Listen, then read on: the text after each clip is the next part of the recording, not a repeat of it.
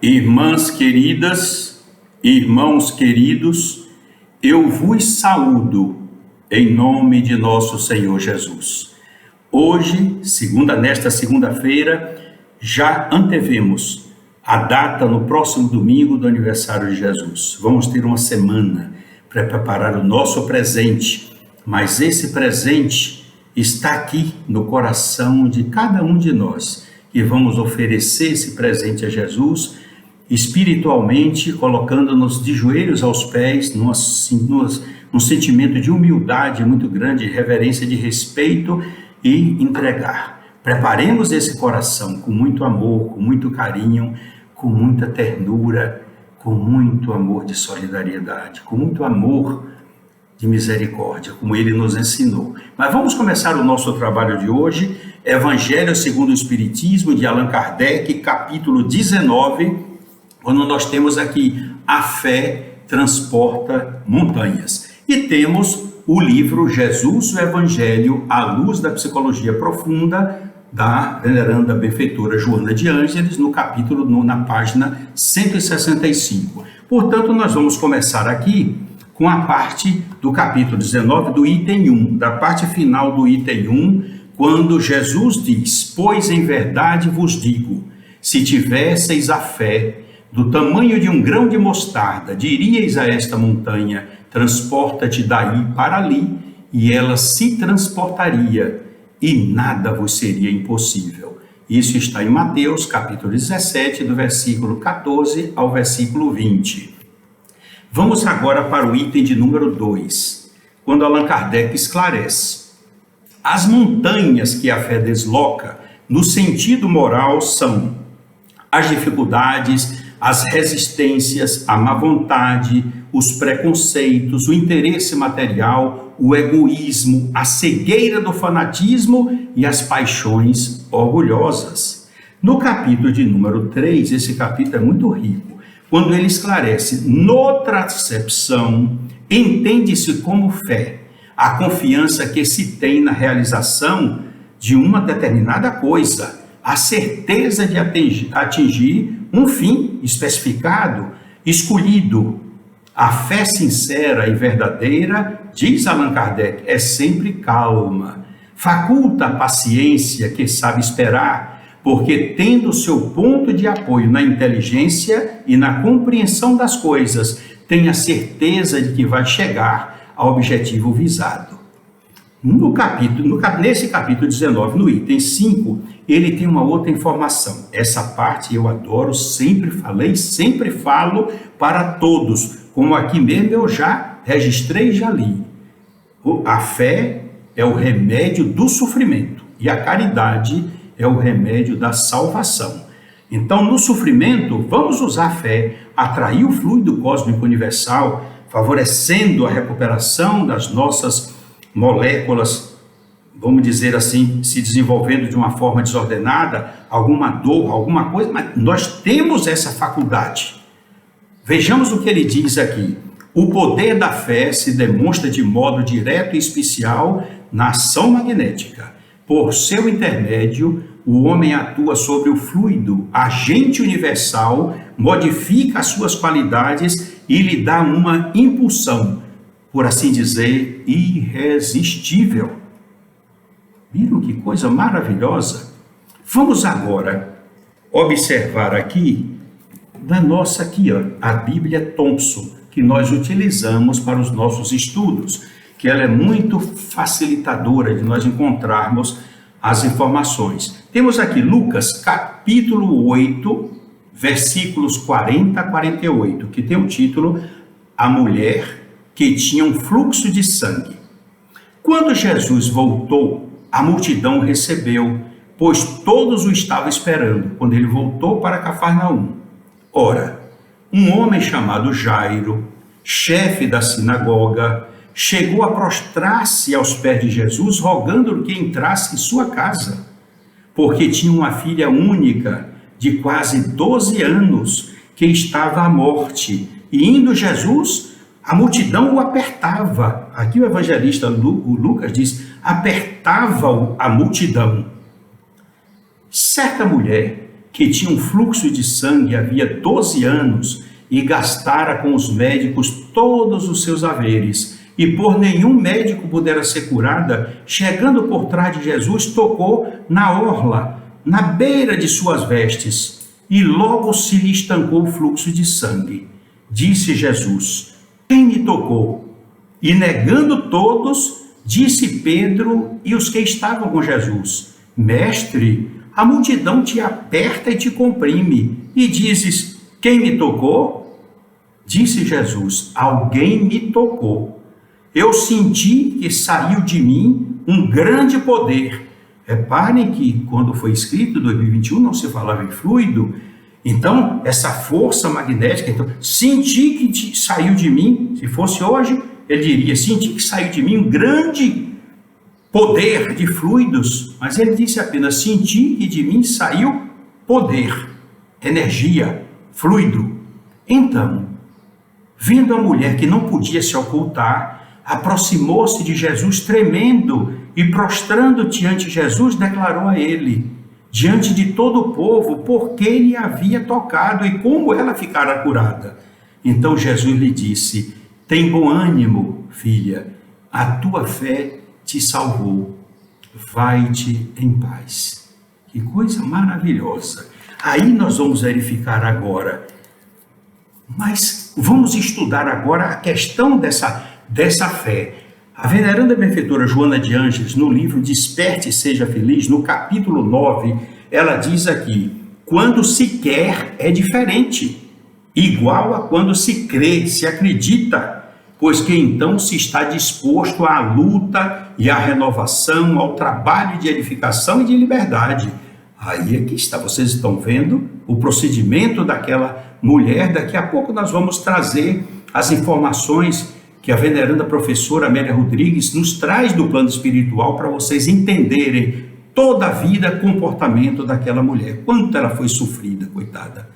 Mas vamos usar aqui o auxílio, pedir, implorar o auxílio, olha, do nosso querido codificador Allan Kardec, no livro, olhem bem, A Gênese, um dos livros da codificação espírita, no capítulo 15, item 11, quando ele escreveu: é de notar-se que o efeito não foi provocado por nenhum ato da vontade de Jesus, o efeito daquela mulher ficar curada. É de notar-se que o efeito não foi provocado por nenhum ato da vontade de Jesus. Não houve magnetização nem imposição das mãos. Bastou a irradiação fluídica normal para realizar aquela cura. Mas aí ele faz uma pergunta: mas por que essa irradiação se dirigiu apenas para aquela mulher e não para as outras pessoas que estavam junto dela, uma vez que Jesus não pensava nela e tinha a cercá-lo a multidão? E ele responde: é bem simples a razão. O fluido foi atraído pelo desejo ardente, pela confiança, numa palavra, pela fé da doente. Razão, pois, tinha Jesus para dizer: tua fé te salvou. Mas aí agora vamos ver, o que é que salvou? Por que ele não disse curou? Ele disse salvou.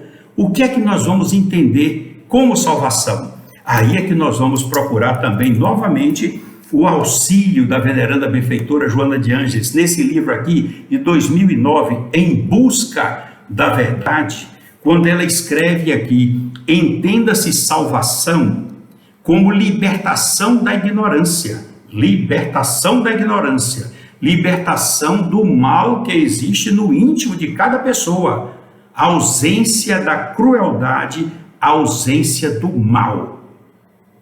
Em Busca da Verdade, na página 11. Aí vocês vejam, e como é que aconteceu? E pode acontecer com ela? Claro que aconteceu. Vocês vão ver daqui a pouco a narração da professora Amélia Rodrigues. Ela sofria muito, desprezada pelos parentes, desprezada pela comunidade, e ela não tinha raiva de ninguém. Ela compreendia que o problema era dela. Ela perdoava, ela ficava na sua solidão, sofrendo, marginalizada. E ela não mudava o seu pensamento para se revoltar com aquilo. Era condenada como se Deus tivesse ela. Diziam que Deus a que marcou pelo sofrimento, pelaquela doença. ela não tinha nenhum ressentimento, porque ela sabia que não era aquilo que falavam de Deus. Ela continuava amando e respeitando Deus. Por isso que Jesus falou: vai, filha, a tua fé te salvou, porque ela estava liberta da ignorância. Ela salva, ela ia procurar outros caminhos. Que caminhos? Seguir Jesus. Mas espera, eu não quero adiantar nada. Vamos chegar na hora da professora Amélia Rodrigues, mas vamos continuar aqui. Joana de Ângeles nos fala aqui em Dias Gloriosos. É outro livro maravilhoso aqui, Dias Gloriosos, no capítulo número 7, na página 66, quando ela escreve: olha que coisa interessante. Todavia, se não houver uma profunda alteração de comportamento interior dessas pessoas que ficam curadas, se não houver uma profunda alteração de comportamento interior, desejo sincero de sarar, cultivo íntimo de bem-estar, propósitos edificantes, renovação dos hábitos mentais, certamente a enfermidade reaparecerá ou se apresentará sob novo diagnóstico. O que não aconteceu com aquela mulher, porque ela tinha desejo de sarar, ela cultivava o íntimo bem-estar, tinha propósitos edificantes quando conheceu Jesus, renovou os seus hábitos mentais. Tudo isso lhe favoreceu ela ser elogiada por Jesus para dizer que a fé que ela tinha a salvou. Isso é que é. Mas nós vamos agora trazer para vocês esse estudo das leis judaicas aqui. Olha, a lei de Moisés, a Torá, como fonte de direito. É uma advogada que, essa aqui é uma dissertação, se converteu a dissertação de mestrado dela para a PUC, Pontifícia Universidade Católica, lá de São Paulo. Ela escreveu, defendeu a sua dissertação com uma banca de doutores em filosofia do direito, e ela foi brilhantemente aplaudida e sugeriram que convertesse no livro, e ela fez isso. Então nós vamos tirar daqui no que toca ao caso dessa mulher. Levítico, capítulo 15, versículo 25, está lá escrito: quando uma mulher tiver fluxo sanguíneo por muitos dias fora do tempo da sua menstruação, ou quando o fluxo se prolongar além do costume, ficará imunda enquanto durar o fluxo. Ela era considerada imunda. Vejamos agora aqui, Levítico capítulo 15, versículos 19 e 20. Qualquer que tocar essa mulher será imundo. Tudo aquilo sobre o que ela se deitar e tudo aquilo sobre o que ela se assentar serão imundos. E quem tocar nos objetos que ela usou ficará imundo também. Era a situação dela. Agora nós podemos já começar a sentir o sofrimento que essa mulher passou? Podemos sim. Vamos agora nos socorrer da veneranda professora Amélia Rodrigues. Está aqui, olha, Amélia Rodrigues, Primícia do Reino, capítulo A Mulher Hemorroísa, com a dedicação aqui do nosso querido irmão Divaldo Franco aqui, em 24 de outubro de 1977, ao abençoado irmão Ari Teixeira. Foi quando nós frequentávamos muito a mansão, que havia lá uma senhora que era minha madrinha. Minha mãe considerava ela como madrinha, e ela tinha uma afeição muito grande por mim. Então eu acompanhei até quando ela desencarnou lá na mansão. E Divaldo sabia que eu ia visitá-la com frequência, e por isso nós tivemos essa aproximação com ele.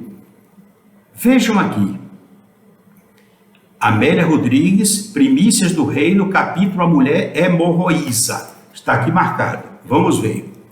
O fluxo sanguíneo, agora vocês vão ver a história real, que a professora Amélia retirou dos arquivos espirituais.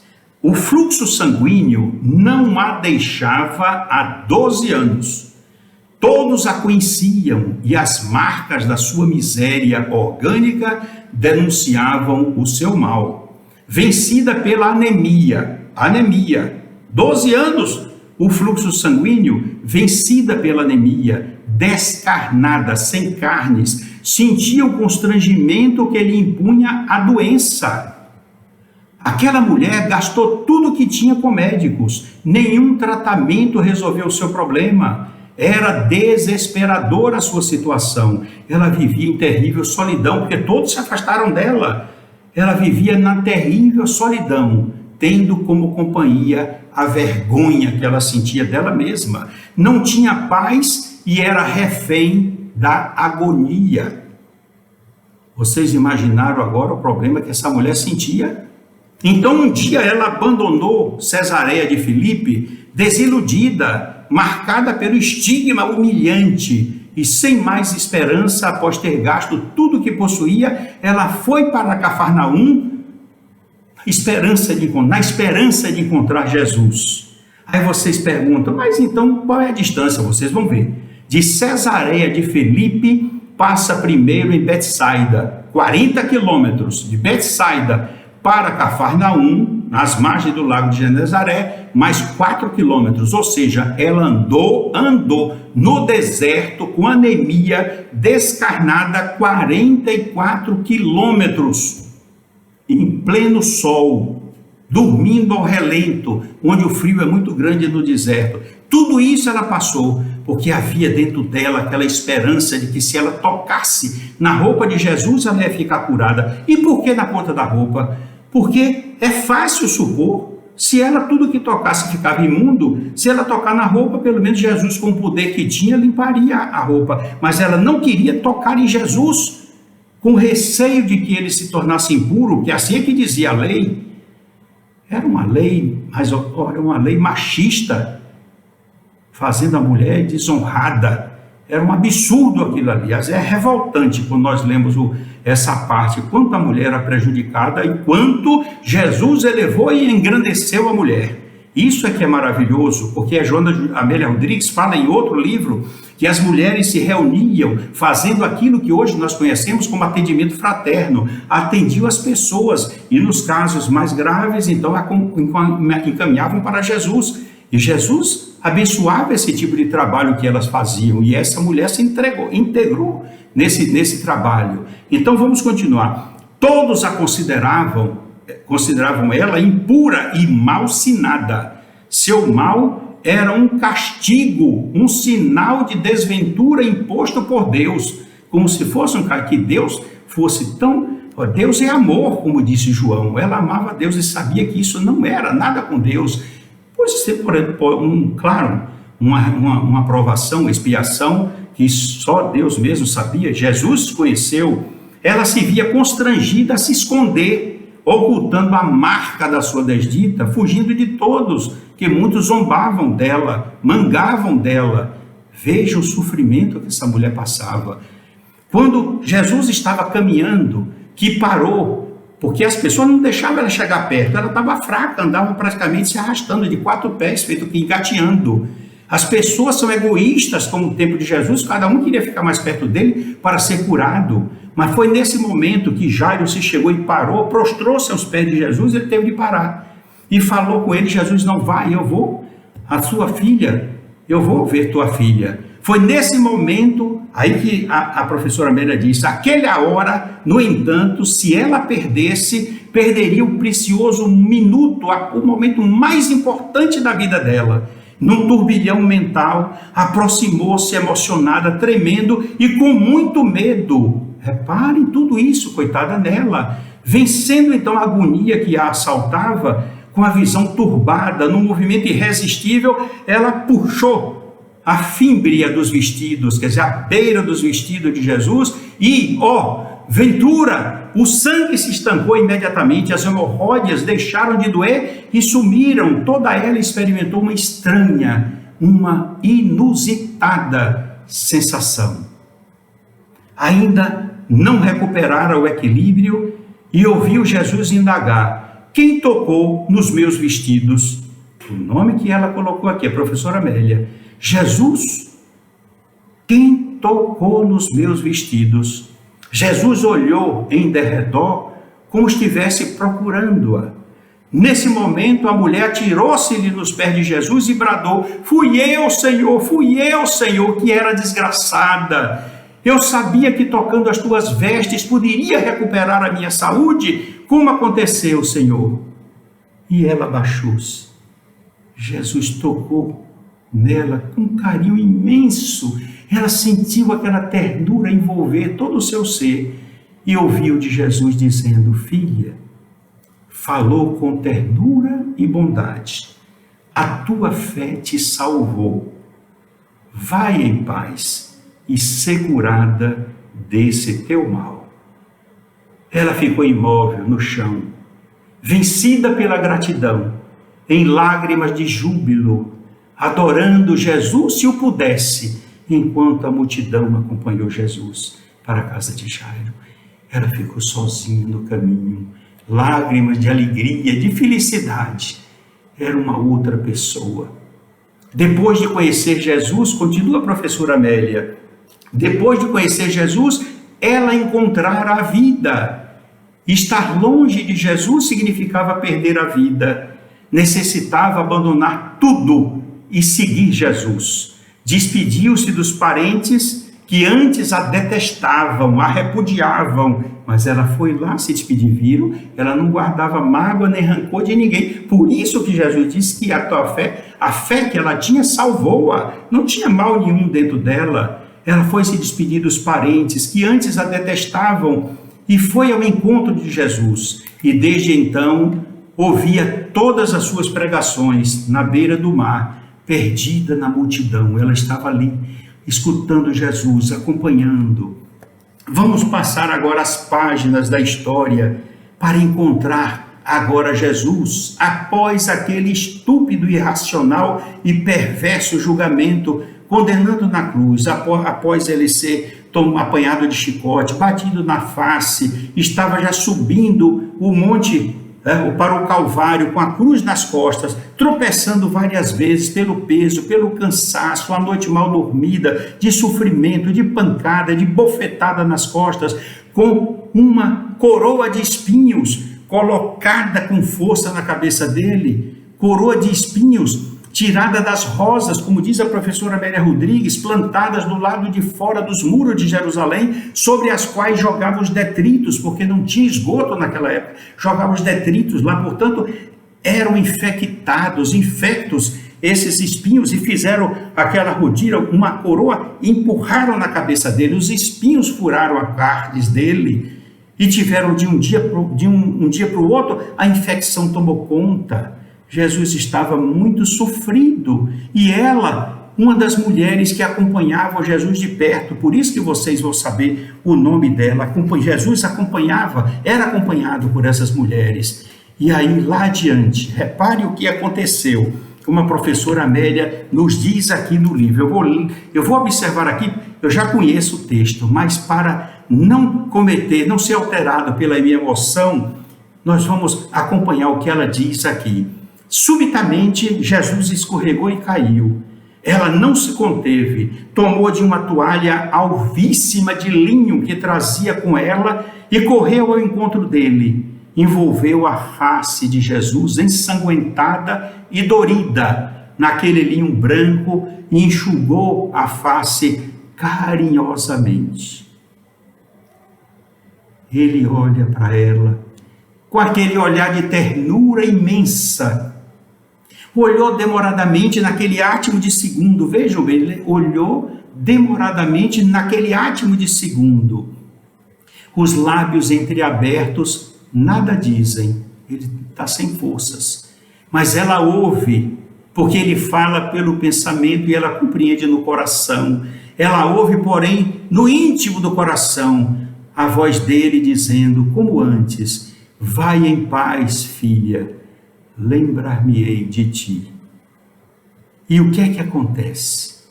Quando ela se levanta naquele momento, ela mostra o pano de linho marcado com a imagem dele, pintada a imagem de cruz, de sangue, de lágrimas, de suor. E ela mostra aqui a toalha de linho, dessa forma, e todos ficaram surpresos, porque o rosto de Jesus estava ali, como se tivesse sido pintado naquele tecido. Agora você sabe o nome dela, Verônica, que foi posteriormente canonizada pela Igreja Católica. é a Verônica. Viram a história como é linda, maravilhosa? Portanto, nós vamos agora para a epístola do apóstolo Tiago e vamos verificar aqui o que é que diz no capítulo 2, versículo 17, a epístola do apóstolo Tiago. Assim também a fé, se não tiver obras, é morta em si mesma. No capítulo 2, versículo 26, ele volta a se referir: assim como o corpo sem o espírito está morto, assim também a fé sem obras é morta. Vocês estão vendo? Muita gente diz: eu tenho fé em Deus, eu tenho fé nisso, eu tenho fé naquilo. E o que é que faz de bom, de útil para o próximo? Nada. Por isso que ele diz: a fé sem obras é morta em si mesma. Assim como o corpo sem o espírito está morto, também a fé sem obras é morta. E a veneranda benfeitora Joana de Ângeles, no livro Desperte e Seja Feliz, no capítulo de número 10, está que eu canso de ver aqui, para me alertar e me orientar: a fé é a alma da caridade. Que sentido mais lindo que está aí, vocês podem ver. E vamos concluir, meus queridos irmãos, com primícias do reino. No capítulo A Mulher Hemorroísa, essa parte eu já tenho no coração, já tenho na memória. Apenas um parágrafo. Jesus estava erguido na cruz. Ponto. A ex-mulher hemorroísa desceu o monte e saiu a servir Jesus com aqueles que o amavam. Mas servir Jesus como? Servir Jesus cumprindo aquele que ele disse em Mateus capítulo 25, versículos 31 e seguintes. Todas as vezes que vocês fizerem algo a qualquer um destes mais pequenos, é a mim que eu considero que vocês fazem. Então Jesus estava erguido na cruz. Ela desceu o monte e saiu a servi-lo com aqueles que o amavam, com todos aqueles que amavam Jesus, e começaram a fazer as obras que a fé recomenda. Que o querido Mestre de Nazaré nos abençoe. E eu peço ao querido Mestre Jesus que ilumine os corações de todos vocês, para que tomem como exemplo sempre a lição dessa mulher hemorroísa, contada com detalhes pela professora Amélia Rodrigues, faz vocês sentirem quanto ela sofreu, quanto foi desprezada, quanto foi amargurada, abandonada, e no entanto ela andou 44 quilômetros com uma anemia, já sem carnes, já na busca dos caminhos de Jesus, lá engatinhando, mas a sua fé dizia: se eu tocar pelo menos nas suas vestes, eu ficarei curada. E assim, meus queridos irmãos, aconteceu. É preciso que nós façamos isso, tenhamos sempre na nossa mente a oportunidade de servir a Jesus, mas demonstrar a nossa fé diante das dificuldades, diante das nossas dores, diante dos nossos sofrimentos, sabermos atrair o fluido cósmico universal, o fluido vigoroso que nos dará saúde, como aquela mulher fez, para que possamos recuperar a saúde, porque o corpo é um instrumento de trabalho do Espírito, é um instrumento nosso, precisamos dele para as realizações que nos comprometemos no plano espiritual no passado. Que Jesus nos abençoe, que faça conosco o que fez com aquela mulher, desde que o nosso procedimento seja o semelhante a daquela mulher, para dizer para nós: filho, filha, a tua fé te salvou, vai e ser curado, ser curada desse mal.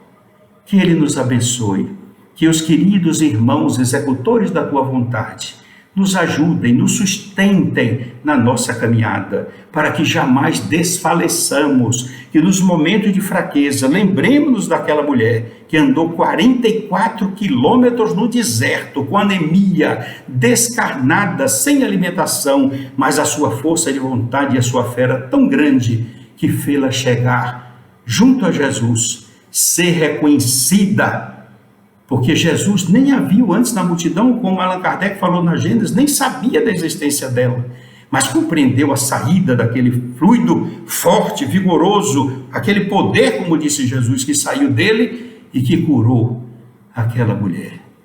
Que ela, rica de fé, nos transfira esse exemplo para nós todos, para que sejamos assim ricos de fé, de coragem, para que jamais nos afastemos das pegadas de Jesus, que possamos usar o nosso coração, abrindo o nosso coração para oferecer o nosso patrimônio, o patrimônio da nossa paz, da nossa alegria, do nosso conhecimento, envolvendo todos com os nossos conselhos, as orientações, transcrevendo do Evangelho aquilo que Jesus nos fala, para que as outras pessoas também sigam o exemplo daquela mulher hemorroísa, como nós devemos seguir também.